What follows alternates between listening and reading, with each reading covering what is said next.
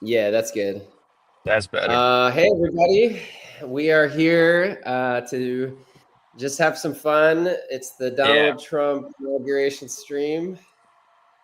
Connor is here with us, and we're going to have some fun and talk about our reactions to President Trump's 47, the 47th President Trump. I'm it's pretty surprising that he made it back. Um I heard a little bit of his speech where he was like, I got the Olympics here and I got something else here, but I wasn't going to be president. Of course I was going to be reelected, and now I'm president for the Olympics. And you're like, all right, cool, man. I don't know what that means at all, but like, okay, cool. Yeah, like actually, one of the big interesting things about him being president this particular term is that he will be president for the 250th anniversary of the United States Declaration Oh of my Independence. goodness. That's So so funny. yeah, it's the 250th birthday of the country, and so you can imagine what that is going to be like with him at the helm. Scary. A little, well, we'll see. I mean, it could be anything. I genuinely have no idea what's going to happen with this Trump presidency. I have a lot of friends who are real nervous and who are telling me a lot of things that like maybe will happen and maybe won't happen. I Mhm. genuinely have no idea. What is Amy Klobuchar doing there? Oh, so Why is she? she organized she's on the committee for the inauguration, so she pretty much like organized. No, she's full MAGA now, man. She's in. She's like, "Dear Jesus, thank you for saving Donald Trump from that bullet in Butler, Pennsylvania, so that we can make America great again." That's so funny. No, Um, she organized the event, and she's being very like cordial, and she's done a good job. I I'm absolutely loving Melania's outfit. She looks like a villain in a western, or like that Star Wars villain from the Clone Wars who I don't know, but he's cool looking. She looks Yeah. rad. She does look like the kind of character that like you go up to her and she doesn't say a word, or like she's sitting in the corner of like the cafe or the bar, the saloon, and people are talking shit and bullying, and he's just sitting there, and then the bully goes up to her, and then she just goes like and like kills every bad guy in like 5 seconds. She looks ready for battle. I kind of Um, would love to see like a fictional account based on Melania like being a secret assassin, and like Trump sends her to different countries to like pop people, and like everybody thinks that she's not involved in the administration, but she's like secretly like, I you know, completely agree. One second. I'm just going to show this for the audience at home. Whoop. whoa. That was a car that was right in front of us and just got pulled over immediately. When we saw that happen the last 5 seconds, that's why my face went, whoa. No, dude, Melania is an absolute cold killer. She like negotiates. Like, I want to know what the new negotiation is. She wouldn't even kiss Trump. She wasn't on the campaign trail, with the exception of like the Al whatever dinner.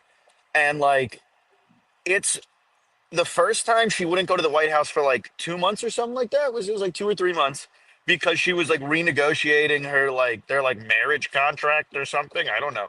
And like, what is happening now? I'm so interested in Melania.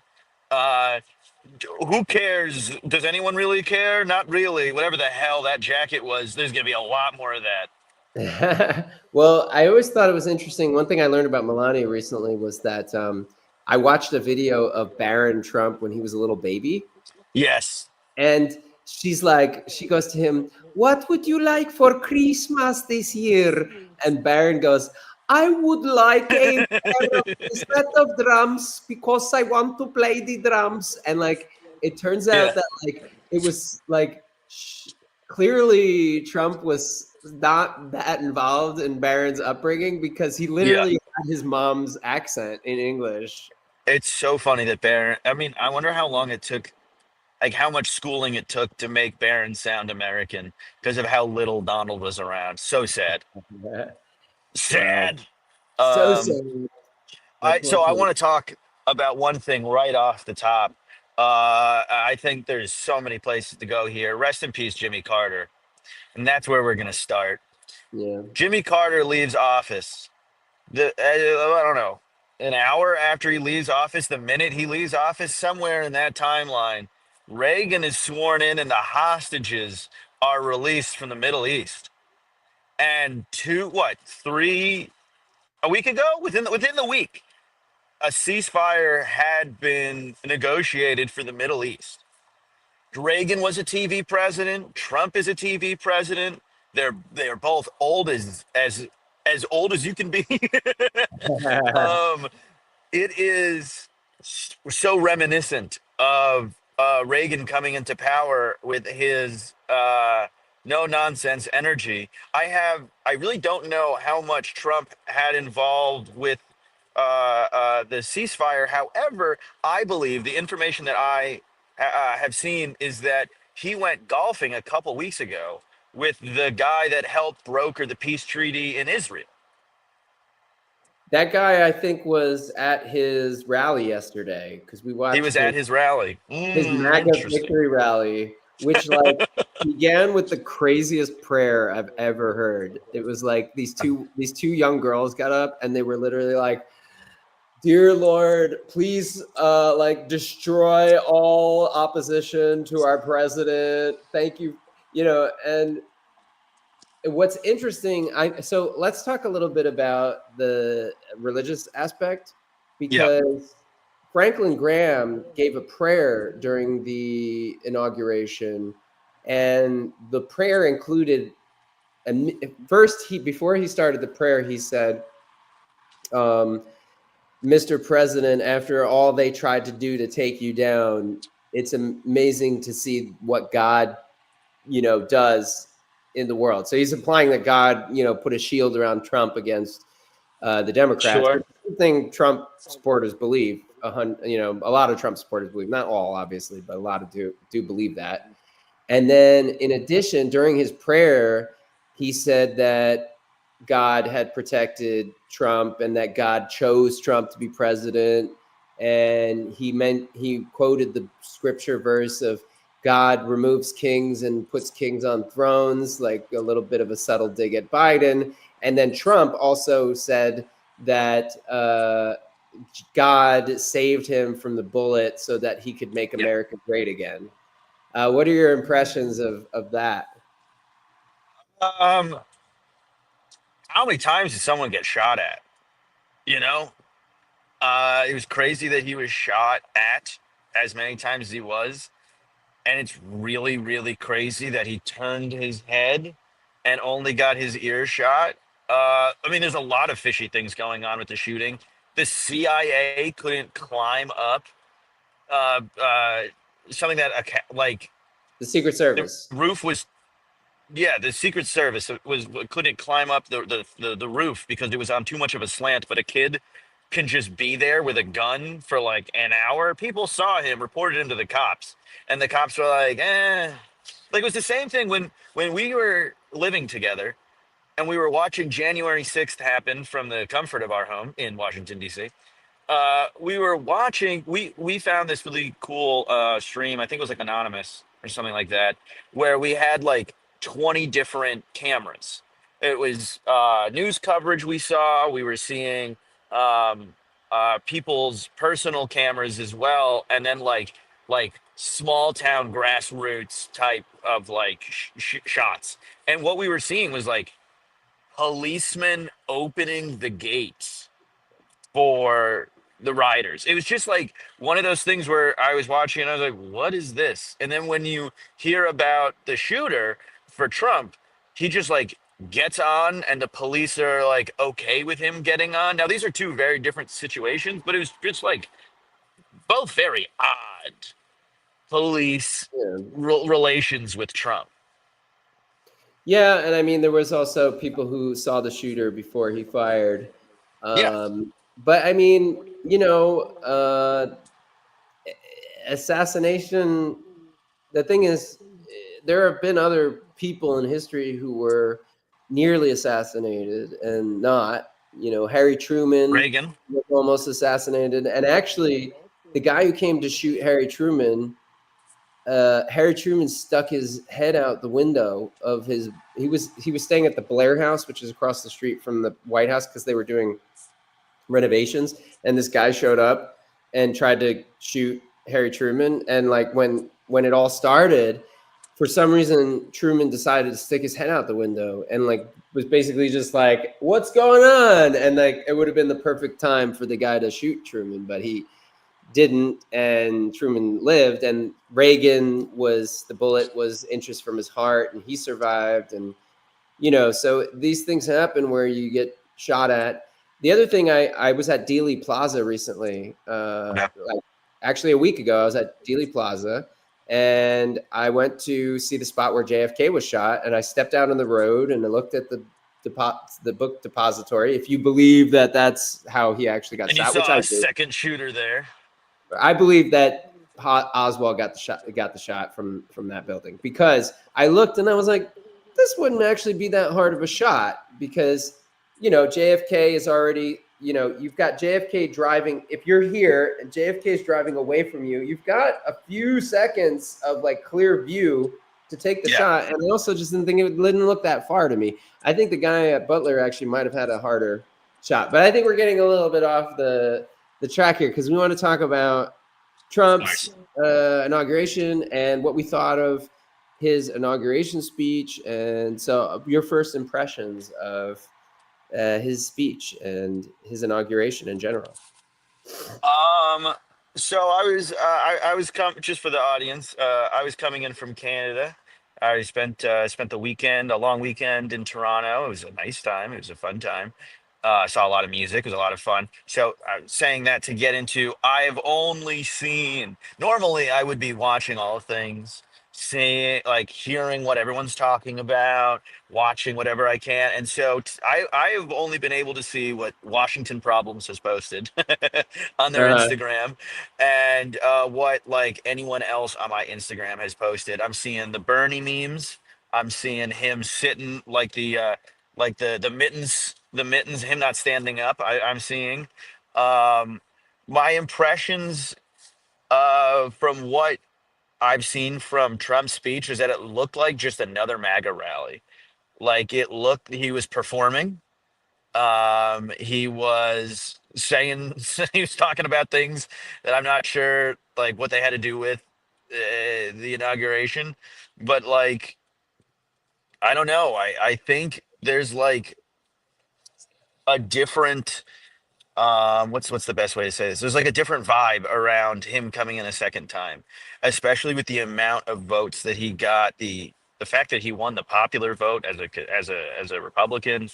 I think people have accepted this a little bit more than they did the first time. I feel like there was a lot of like, oh my God, I can't believe it. And now they're like, this is what it is.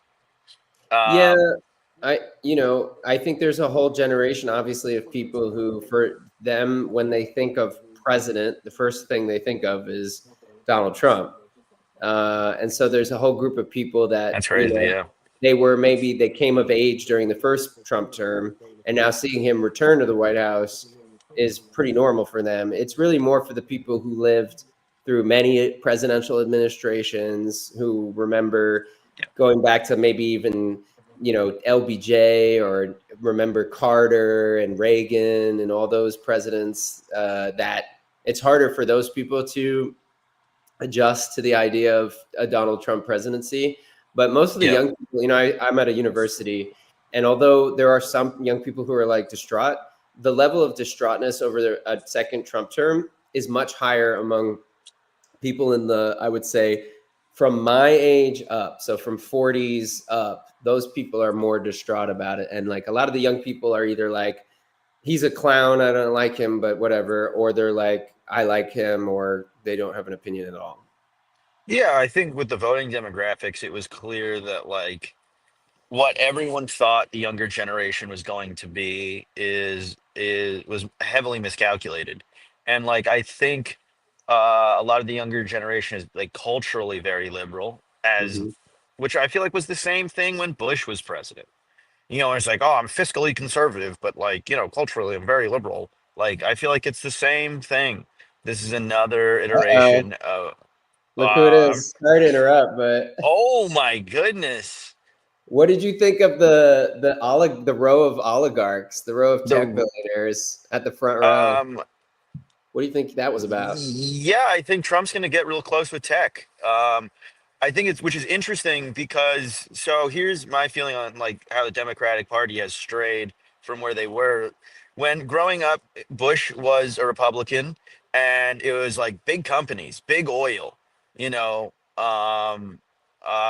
like the financial institutions, whatever. These were they. I felt like, and I feel like remembering growing up that the big businesses were behind the Republicans. And then sometime during Obama's term, the Democrats went in on tech. So they also became the party of big business.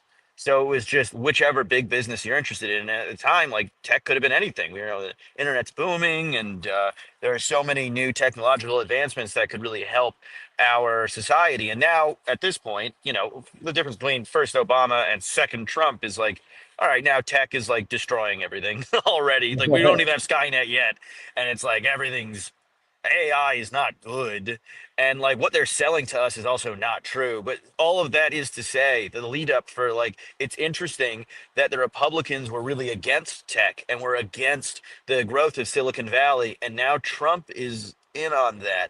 It's interesting how Facebook during the first Trump presidency or the first Trump campaign was really censoring a lot of what Trump was doing, and not allowing his viewpoints to be heard on the platform, regardless of how valid or even remotely You intelligent mean they like were. on vaccines and stuff like that? And No, no, not just the point of his presidency, but I felt like when he was campaigning that there was that he complained about a lot of shadow banning type stuff, and that Mhm. his ads were not allowed as much on those platforms. And I feel like he was making a lot of public statements on how Facebook was not treating him as a regular respected candidate. And now you see Mark Zuckerberg, who frankly looks hilarious.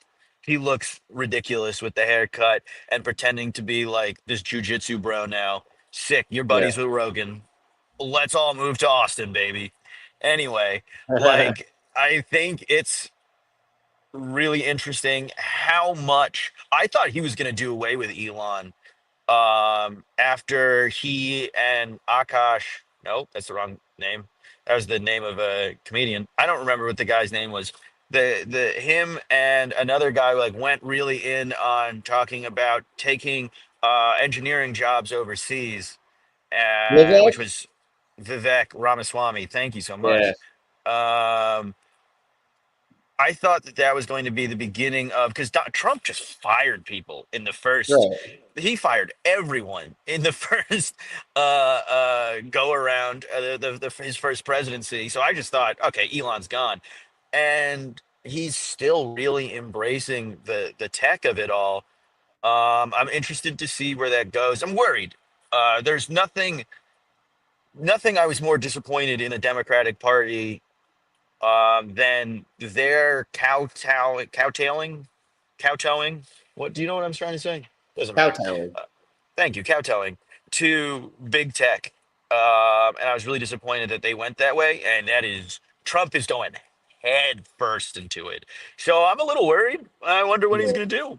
What do you think? Well, I think that at least from the perspective of Trump, the reason he wanted all of them up there was from his perspective, he's thinking, I'm signaling to the country that I have corralled all these tech giants and I'm going to control them. In other words, they all came to pay their respects, to bend the knee to me, right? Not Elon, because obviously he was all in on Trump. It kind of actually I have a little more respect for Elon now because I'm like compared to the other two, Bezos and Zuckerberg, because I'm like at least Elon put his money where his mouth was, and like I don't think he's a true believer in Trump. I mean, and I think anyone who supports Trump should be supremely skeptical of Elon and what his role is going to be.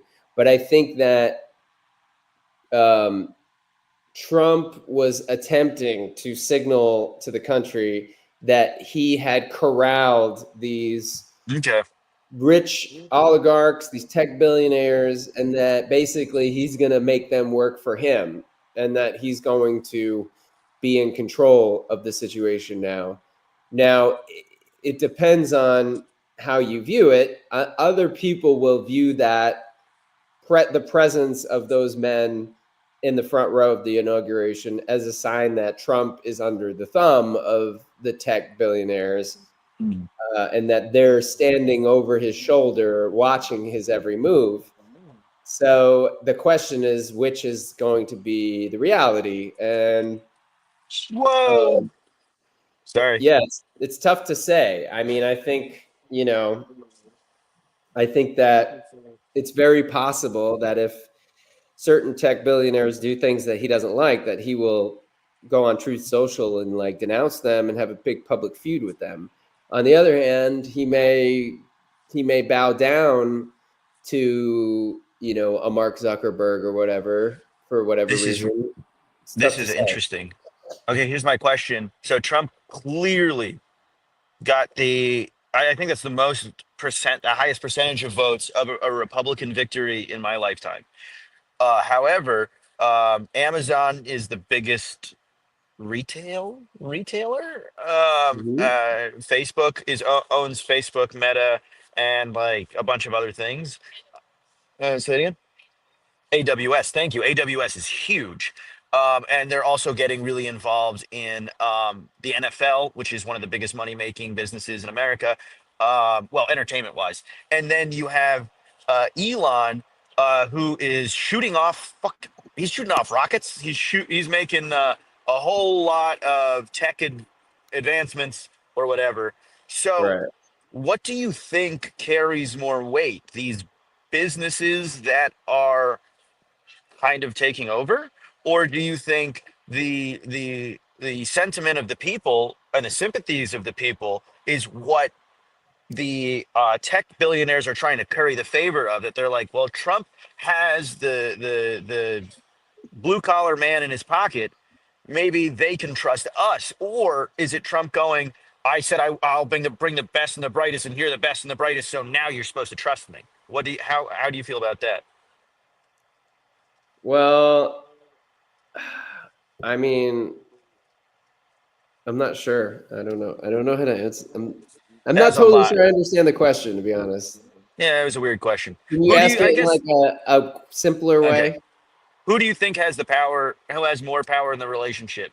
The people who, with their backs of the business, or the people with the backing of the people? Trump, who has the backing of the people, or the business owners? Well, I mean, Trump, it's just like a game of chess. Like Trump Mm. is the king piece, but the king piece is limited in terms of where it can move versus other pieces on the chessboard that have more mobility but are not as important. So I think that um, the problem for Trump is that as president, he is the first person that everybody looks to when things go wrong. Okay. So the big business leaders are always going to be able to hold over the president this sort of like, well, if you don't do what we want, we'll make sure that the economy sucks, or we'll make sure that, like we'll find a way, and then you'll be the one who has to answer to the people. But at the other hand, the president is sort of able to say, "Well, I'm the people's leader, and you guys are just a bunch of tech billionaires that nobody elected, or and everybody's skeptical of you, and they believe in me." So Trump can use his bully pulpit to sort of Mm. threaten them. But I don't really know what's going to happen. What do you think about some of the what did you think about the indoor inauguration versus the outdoor inauguration? So where we were at in Canada, we woke up and it was 20 degrees maybe. And when we were in Buffalo, we went to Niagara Falls, which was really cool. think it was 10 degrees there.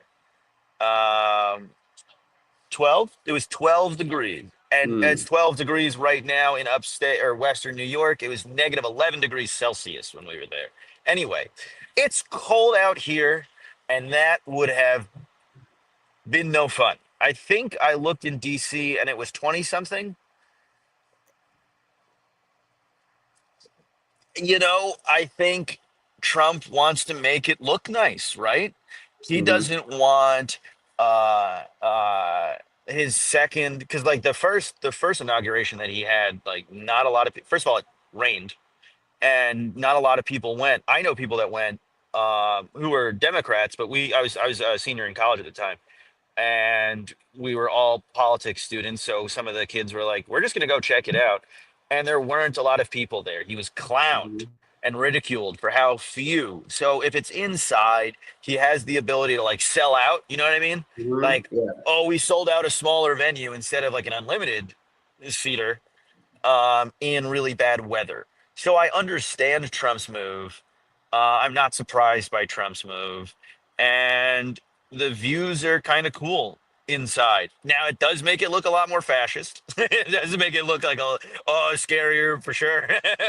um, and yeah, I mean, but he's the media president, so he wants everyone to have like the good outfits on. Melania's looking. I mean, we were already talking. She looks like a Texas Ranger. She, like, everyone is able to not have these big bundled, suits on and stuff like that, and extra clothing, so that they can look a little bit more interesting for his set. He just wants to make it look good. So this was not surprising to me. Is what Yeah. I'm vamping around and saying. How did you feel? Were you surprised at all by it? Well, we watched the Reagan inauguration from 1985 last night, so we'd have a point of comparison. Hmm. The Reagan inauguration was really boring. Um, his speech, his second inaugural address, may have been the worst inaugural address I've ever heard. It was so boring. And I mean, it had some cool moments, but it was just like, man, nobody must have watched Reagan's second inauguration. Must have had terrible views.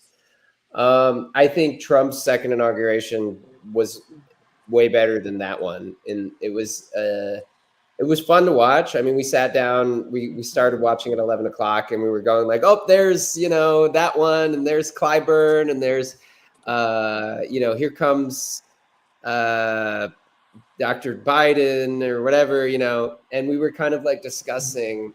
It was fun to be able to see everybody really clearly and not have them be all like bundled up Sure. and to be able to say Yeah. like, okay, so who's happy today and who's nervous today and whose career Sure. ends, right? Like Biden, his career ended at 12 o'clock this afternoon. But like Absolutely. Well, he's all his life is gonna. If he lasts the year, I'll be surprised. he, you know, you may be surprised. I mean, a person in mental, if he does have dementia, as people seem to think, he could still live a long time. He just won't be like, you won't see him. Uh, but I think that I think Jill Biden was probably very upset. We were talking about this with my dad about how a lot of times it's not the men who are the most ambitious in the relationship, it's the women. And there are many Mm, examples of presidents who were sort of lukewarm on the idea of being a president, but the first lady, the future first lady, pushed him because she wanted to be first lady. So Helen Taft, I think we talked about on one stream one time, wanted her husband to be president way more than her sure. Yes. husband did. And I think that Jill Biden, really wanted to continue on as first lady, and so I think she was having a rough day. I think Biden was probably mentally somewhere like not even there, but his career is over. I think Of Mike course. Johnson. He should have been. He should have been done working forever ago. Yeah, I think Mike Johnson was Mike like, Johnson. I'm sorry. I, yeah, that's all right. I think Mike Johnson is crapping his pants because he knows that Trump is going to torture him for the next 2 years. Basically, like his next 2 years is going to be like so. I mean, the MAGA people are going to be wanting him to go so extreme, and Mike Johnson is not known for being like super extreme, and he tries to kind of play both sides. And I think he's going to find that Trump is going to be on his butt for the next couple of years, and he knows it. So he's definitely like nervous. Mike Johnson is nervous for the next 4 years.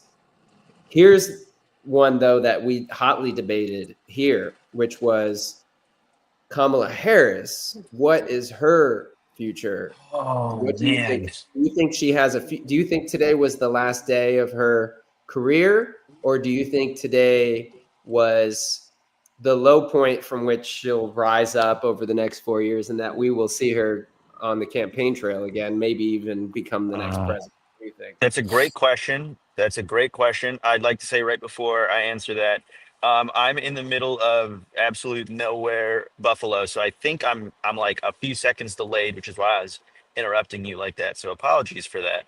That's okay. Additionally, um, I feel like a lot of people that run and don't make it go away. But Biden didn't. Biden, Abby the Spoon Lady says she dropped the ball pretty hard. She did. But I feel like a lot of it was Biden's fault. I don't think she was ready. I think that was pretty apparent when she ran the first time that she didn't have yet the full. She's pretty young for a presidential candidate. Um, and she does not have the gravitas of Obama when he was running. So, like, I think as someone who's younger, a younger statesman, a stateswoman, I think she just had more to learn. I think she jumped the gun a little early, but it wasn't really her fault. I watched your video, your most recent video, and I think it was a huge mistake how the Bidens handled it, but you were right. Like he did say he saw himself as a transitional president, and there were leaks coming out of the White House that he was only going to do one term, but he never officially said he was only going to do one term. So that's the expectations are different, and him not dropping out until that late really set them up poorly. She had that big initial rush early on, but I think the initial rush was an anti um, Trump rush. Here's the thing: I texted a bunch of friends asking what Biden did during his term. He got the infrastructure bill done. That's all I got. And Yeah. when I was arguing with a good friend of mine about how ineffective he was as a president, he was like, dude, what it was a vote against Trump. We were voting against a bad person. And sometimes that's what you're voting for, not getting into a certain kind of conflict, not falling into fascism, not falling into uh, uh, a place where rights are being taken away from people. And if she was the vice president of a president with a strong legacy, that would be something to build on. But Biden didn't do enough. More of the same of what was what we were going to get with Mhm. Kamala. So I think that she's super intelligent. I think she's she's clearly a political. Uh, she has a lot of political savvy. However, I think this is it. Um, I don't think she has a lot to stand on going forward. Yeah, I wanted to actually piggyback off of this comment that Kamala dropped the ball. I have a, I don't completely disagree with that, but personally, I would put it this way. I think that and I said this in my video, I think the circumstances that she was handed in terms of how she became the candidate meant that for her to beat Trump, she would have to be a miracle worker. And Yeah, not only was she not a miracle worker, but she was actually made a few big errors in how she campaigned that made it even worse than it already was. So, like, but I would say honestly, I remember on January 6th when she certified the election, and people were saying, "Oh, I feel so sorry for her that she has to certify Trump's election." And then people were saying today, "I feel so sorry that she has to sit there while he gets inaugurated." And I'm like, I don't feel sorry for her at all. I was like, I quite the opposite. If this sequence of events did not happen, if she was not the vice president at the time when Biden dropped out of the race and had to jump on the ticket at the 11th hour and run this last minute campaign in which she garnered 71 million votes to his 75 million, that's more than Kamala would have ever had if she had just been that woman that ran in 2020 and got her ass handed to her, or Yeah. even that woman who ran in 2020 and then Biden picked as VP and then Biden ran and lost to Trump in the second election. She would just be like this VP who was a pariah that people would just be like, yeah, remember Kamala? She was a joke. And the fact that she had to step up and sort of do this, it put it flipped a switch, I think, for a lot of voters that she could potentially be a candidate in the future. Whereas if that didn't happen, she wouldn't have had that. So I look at Kamala Harris and I don't say for sure she'll be the candidate in 4 years, but I say if it wasn't for her being the candidate this time, she would Yeah. be completely irrelevant right now. And instead, she does have a pathway to potentially being the candidate. And I this quote is uh, interesting because yeah, at least yes. we aren't that guy. I call it the Stop the Orange Man campaign. You can't muster up enough Yes. enthusiasm for a Stop the Orange Man campaign after he's already been president once and he's run for the third time. You're just not going to win on he's Hitler, he's a danger to society. Vote Yeah. for this, vote for this piece of string cheese because this piece of string cheese isn't fascist. Like that's just not going to cut the mustard for voters. I mean, maybe it's enough for people who really follow politics and are like devoted left wing voters or liberal Yeah. voters who are just like anything but Trump. But like normal people, sorry, not, and I exclude myself from normal people, but like normal people are not going to be corralled into a Stop the Orange Man campaign anymore. And the Yeah. fact that the Democrats thought that that would be enough for the third time, Yeah. and even in the second time even the time he lost, he did get the most votes of any Republican ever. And he got the most votes of any reelection candidate, any incumbent president had ever gotten, even though he lost to Biden. Uh, you know, people just don't buy it anymore, and it's not enough to stop him to just be like Orange Man bad, vote for this, pencil, like I want to say on that one, Biden's vote total definitely looks a little fishier now. That's my number one thing on that. And then my number two thing is I think Kamala will be important in the next election, but at the cost of Kamala yeah. and not for her. We're gonna be. It's more of like a laugh at instead of laugh with. I think she will be the lightning rod for the old guard that a lot of people didn't really like in the first place, but again, we're voting against Orange Man. I think she's going to be the establishment, the boring, business forward, like what? Gun owning. Oh, that's a good point. Gun owning, like middle of the road Democrat instead of like an actual progressive voice. It's like a weird like figurehead for like the woke agenda without it actually being something that helps the people just complaining about certain issues. There's so many important progressive issues that need to be talked about that she didn't really do. So I hope that they use her unfortunately to go, this is what lost in the Democratic Party. Going down the middle is what lost. How about we actually do some real progressive values, some real Bernie Sanders economics?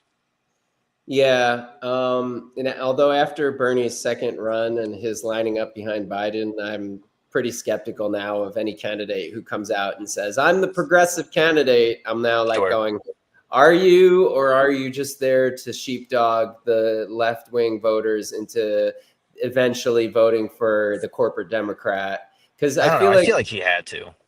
well, I mean, he could have just said, screw it, I'm burning down the whole thing and just let Yeah. Trump win again.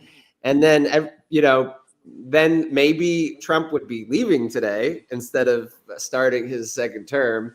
And people would be going, well, we had 8 years of Trump, and now we're really ready for somebody transformative on the Democratic side. But of course, anybody I think who's going to get the nomination for the Democrats, Republicans too, but we're talking about Democrats, is not going to be a. I never. I now you can come back and like eat. I can maybe eat my words later. I just have no belief that there will ever be a transformative Democrat running for president. It's always. I just believe it's always going to be a corporate Democrat, and they're going to have a million ways to Sunday to try to corral left-wing voters to support that corporate Democrat.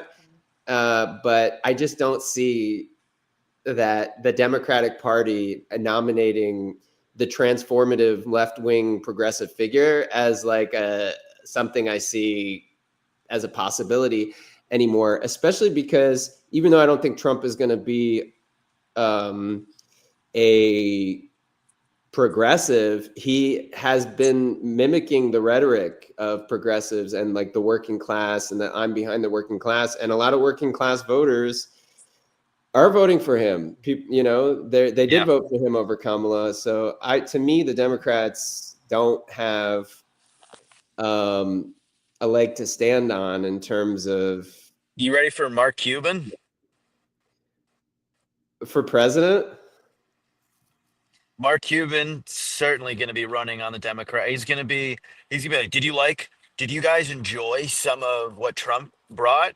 Well, let me be a more uh calmer, Sure. smarter, business forward president for the Democratic Party. They Yeah. may lean way more into it.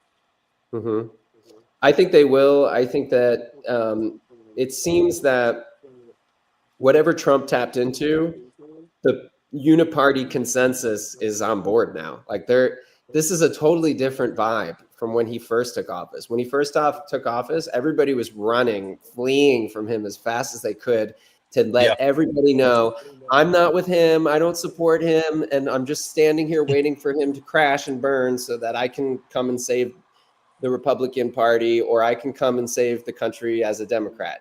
And now, I mean, you look at Mark Zuckerberg with his ridiculous muscle shirt and his chain going, oh, now, this has nothing to do with Trump getting elected, but we're totally changing all our policies like now.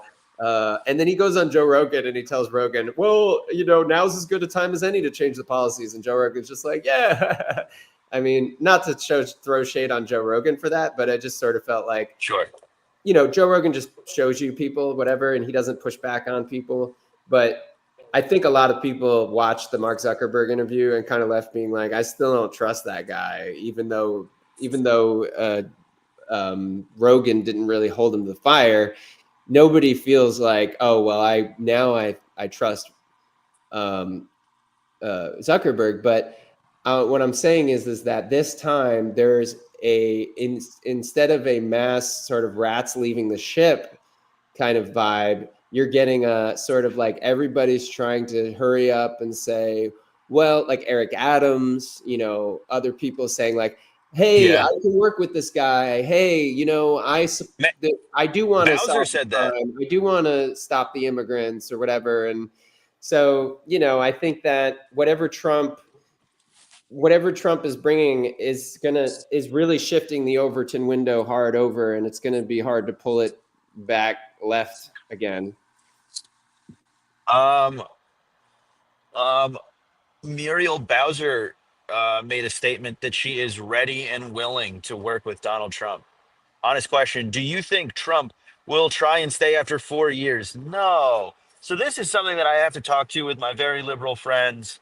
Mhm. Um, Is he going to break the law in small ways where he can? Of course. He pushes the button. He lives in the gray area. He absolutely will do. He's like a New Yorker. This is something I was talking about with my girlfriend yesterday. Like anytime you can be treated slightly special, that's like the whole New York thing. Like, Hmm.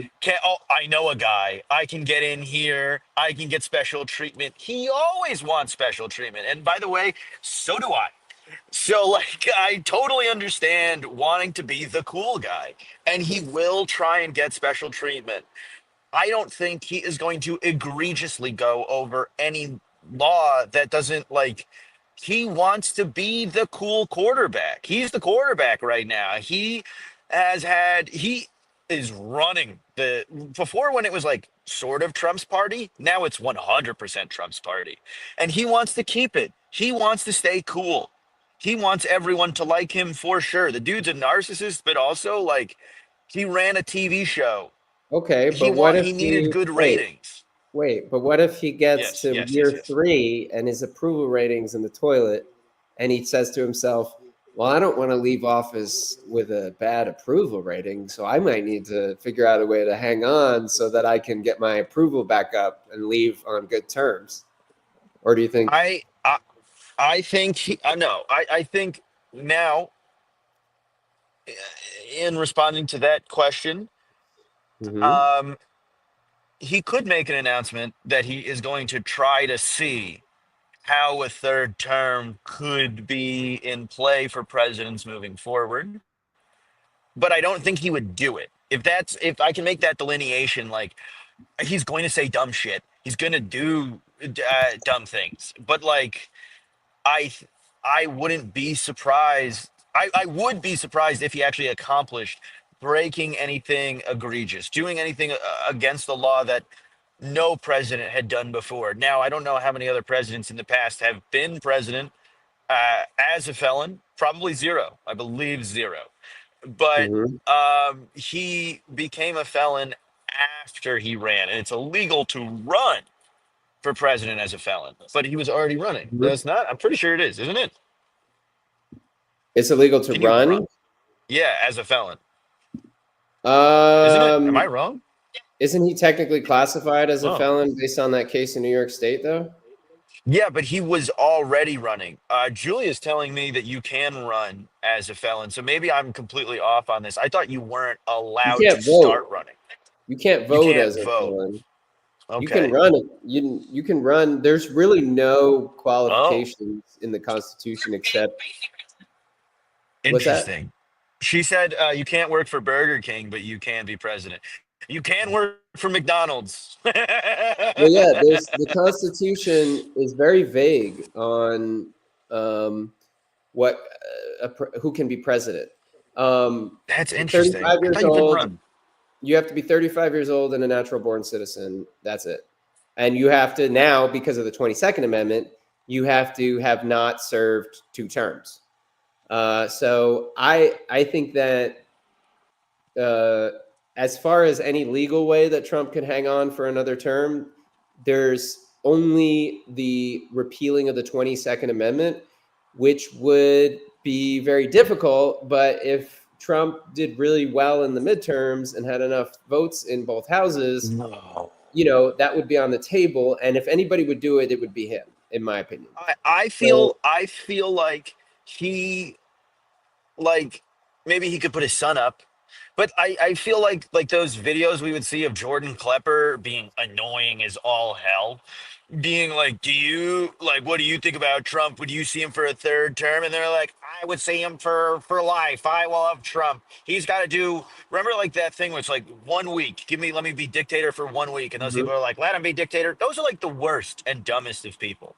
That's not all Trump supporters. Those are like the 2%, the 5%, whatever of the dumbest supporters. right, Like, I don't think I think Trump corralled young people, classic conservatives, the Trumpers. There's a Trump flag right there.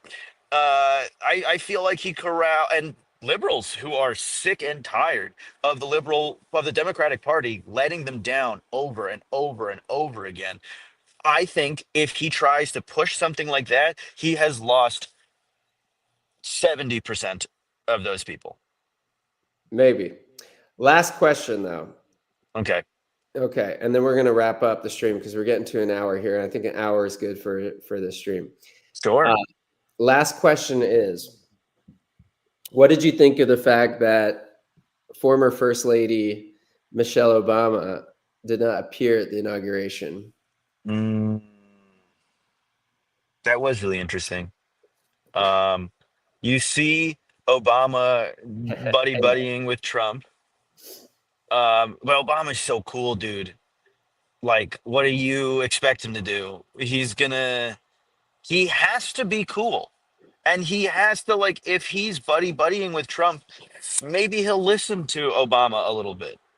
I don't Hmm. know. I feel like if I like I would rather like when people were complaining that Trump had become friends with Kim Jong Un, wouldn't you rather him have a better relationship with an insane man that could wage war against us than a bad relationship? Like you want him to be good than bad.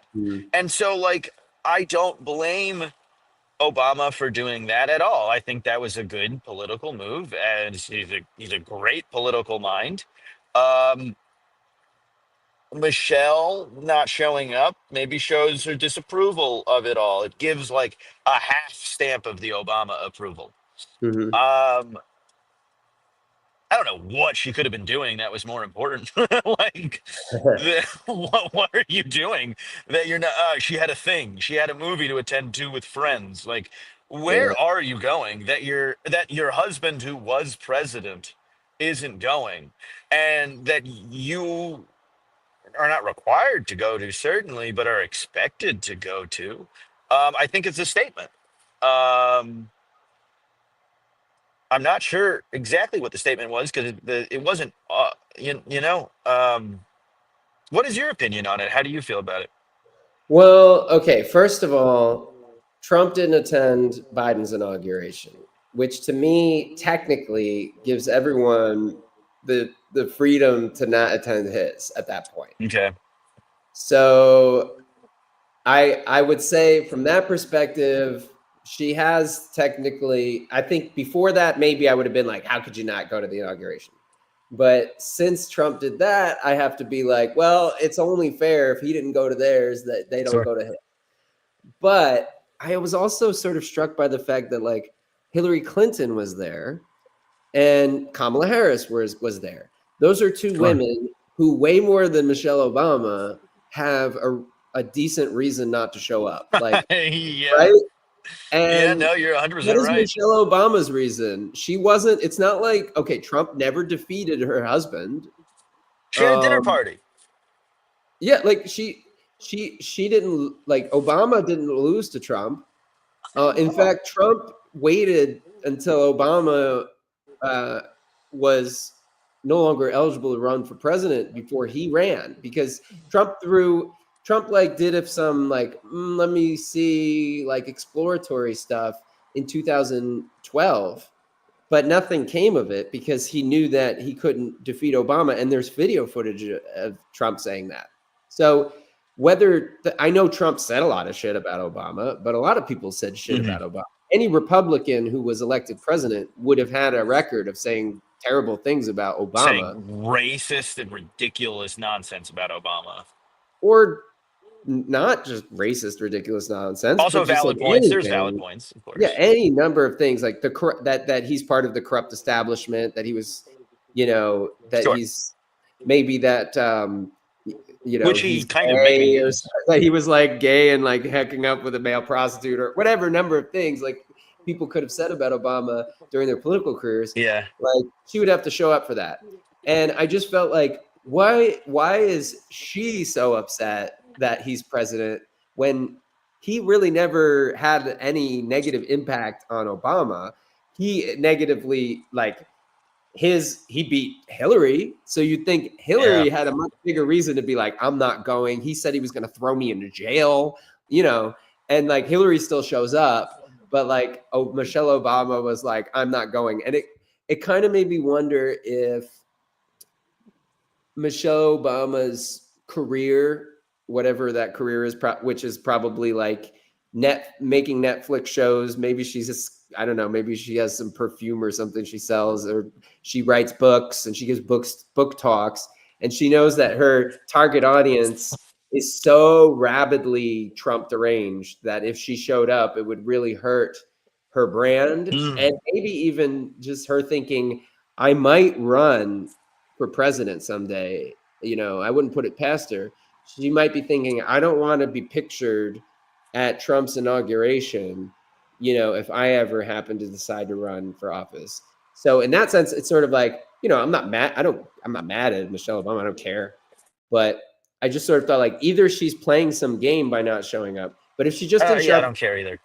if she just didn't show up because she was just like, Trump is terrible, like, I'm sorry, but like Hillary Clinton showed up and Kamala Harris was sitting there as Trump was calling the last 4 years corrupt establishment rule. And she had to sit through that. And, Michelle Obama could have sat through it too, but whatever. I don't care. Here's my last question before we go. You Mhm. asked me this at the top. I want to ask you this. How did you feel about Trump's speech? I don't think I asked you right after. I think we just dove into talking. What did you Yeah. feel about Trump's speech for his inauguration? Well, I had correctly predicted that the theme was going to be Golden Age of America, Okay. which I think is a good rhetorical tactic for a good start, upbeat and optimistic and positive. I think that there were moments in his speech where I thought, yeah, he can't help himself. He had to say that, even though it kind of was below the dignity of the inauguration ceremony. Like, mainly, I was just pissed off that he said that God protected him so that he could make America great again. Because um, while I am a believer and I believe that God decides who the leader is, it doesn't, just because God decides who the leader is, it doesn't mean that God thinks that person should be the leader. It just means that that's who God decided. The Bible confirms that, because if you read the book of Kings, um, God puts men on the throne constantly in that book, but 90% of them are terrible. Mm. Most of the time, God is actually punishing Israel by putting a shitty king on the throne. So this idea that just because you were elected automatically means that you have God's blessing, and the fact that Franklin Graham confirmed that with his prayer, uh, to me was blasphemous as a Christian. But uh, you know, I don't think there's anything wrong with being like, I was elected president. God wants me to be president. As long as your next thought is, therefore, I really want to make sure I do a good job and make the country a better place. Trump says that he's going to do that. I obviously, I'm skeptical of all politicians and I'm skeptical of him. But he, for Trump, that was about as unifying of a speech as I could possibly imagine him giving. And that's why I would say, mostly good job, good speech, good inauguration, good start to the presidency. And now we just have to see what he actually does. Okay. We got to do one last question actually on that front. What Sure. do you think of renaming the Gulf of Mexico to the Gulf of America?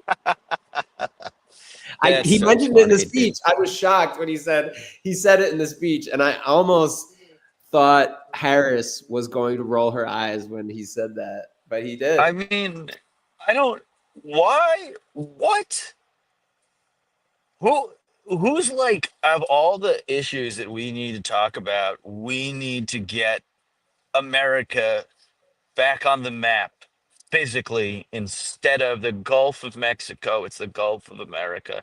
That has nothing to. I mean, I don't know. I think it's funny. I think it's nonsense. But if he does do that, maybe he does try some Canadian nonsense.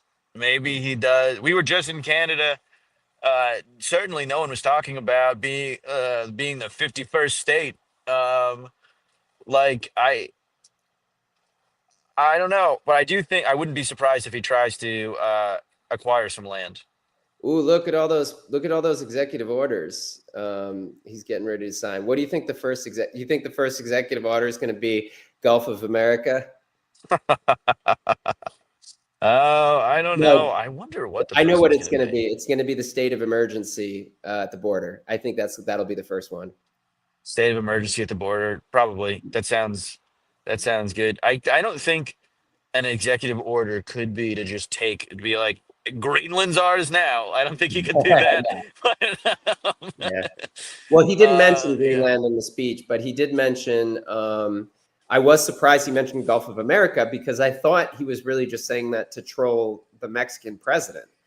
But now that he said it in his inaugural address, you know, I don't know if I think those. it's in I that don't know. pile. I think it's one of the ones in that pile is we now officially rename the Gulf of Mexico to the Gulf of America. And the question is, what happens next? Will you start saying Gulf of America? Or are you going to Um, call it the Gulf of Mexico? Do you remember like the 1 year period where everyone made you say freedom fries and then everyone's Yeah. like, this is the stupidest fucking thing? I think it's gonna be that. I think everyone's gonna be like, I'm not saying Gulf of America. It's just like it's whatever's most convenient and Yeah. most easy. And I don't think anyone's gonna like be like, oh yeah, except for like people that enjoy saying let's go Brandon. The exception of those people, no one is going to say Gulf of America. Well, who owns Google? Matt, who's in charge of Google? Alphabet. Alphabet's an American company. So is Google like Google Maps and Apple Maps? Tim Cook was at the inauguration. Is like Apple Maps going to change it to Gulf of America if Trump signs an executive order? If Apple Maps changes the Gulf of America, they'd be trying to curry favor with Trump immediately, and that means Trump has a lot more power than I we had, or just speaking for me, I had anticipated. I mean, he does now. Over time, presidents get sort of used up, and people, sometimes, like Lyndon Johnson came into the presidency in 1965 with an enormous support, an enormous mandate, and he used up all his political capital. And by the time the next election rolled around, he was the most toxic person in the government. Like nobody wanted to even be near him. So, and George Bush, by the end of his 8 years, everybody was running away from him as fast as possible, trying to Sure. denounce him and be like, I never supported him, and including a lot of Democrats. And, by the end of the 4 years after Trump, if Trump blows his political capital on, Gulf of America and stuff like that, by the time we get to like year three, he could be a used up, washed up, useless sort of president that Yeah. it could happen. We have to see, but It depends um, on how he does. It depends on what yeah, he does. I know a lot of my friends are certainly not Trump supporters, but the one thing I want to say to them, if any of them are watching, is you'd rather the president do a good job than a bad job. hmm Even if you don't like Trump, you'd rather him not burn the country down. You'd rather him do good. yeah. That's what Chappelle was saying at the SNL monologue. Oh, I to just very quickly talk about my very cool job that I have. I got to see Chappelle at work before he went up and did SNL. I also got to see Chris Rock before he did his SNL a few weeks back. But I watched Chappelle do 20 minutes talking about the country and the future and people's sentiments going into it. And I thought he had like a tight 20 that was really good.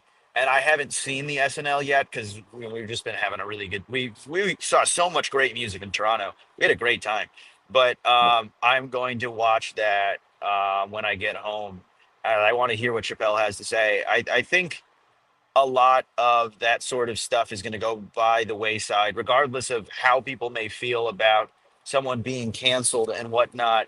I think with Trump as president, a lot of those social boundaries are going to go away for better and for worse. There's a lot of reasons why being canceled needed to happen. And there's definitely a few people who got sucked up into a bit more of a ridiculous situation. Probably way more good than bad happened. But I think that with Trump, a lot of these figures will be coming back out and coming out with people behind them, like support. That's the word, support. Yeah. Awesome. Well, we have the first 100 days coming up, and you can count on the One Human History channel to bring Hell yeah. you the commentary. We're going to be trying to do a lot of videos this first 100 days, especially looking at previous administrations and trying to contextualize the things that Trump does in terms of what other presidents have done and compare and contrast. That's a big thing I like to do on this channel. And we'll have streams from time to time to talk about. I'm sure we'll do a stream after his first State of the Union. Would So love to. yeah, so keep in touch here on the One Human History channel. If you just tuned in now, this is up on the YouTube channel, so you can go back and watch the stream from the start. Don't forget to leave Yeah. a like at the bottom of the video. Subscribe to my channel for more fascinating videos about the U.S. presidency and U.S. and sometimes even world history here on this channel. Hey. Thank you, Connor.